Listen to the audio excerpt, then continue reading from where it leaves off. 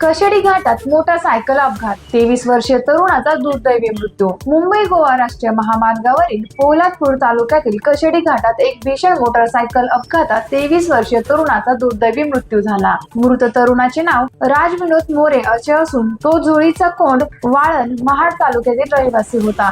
मिळालेल्या माहितीनुसार राज मोरे मोटारसायकलवरून खेडच्या दिशेने जात असताना कशेडी घाटातील वळणावर त्याच्या गाडीवरील नियंत्रण सुटले. मोटारसायकल घसरून रस्त्याच्या कडेला असलेल्या लोखंडी संरक्षण रेलिंगला जोरात धडकली. या भीषण अपघातात राज गंभीर जखमी झाला. घटनेची माहिती मिळताच स्थानिक नागरिक आणि पोलादपूर पोलिसांनी तात्काळ घटनास्थळी धाव घेतली.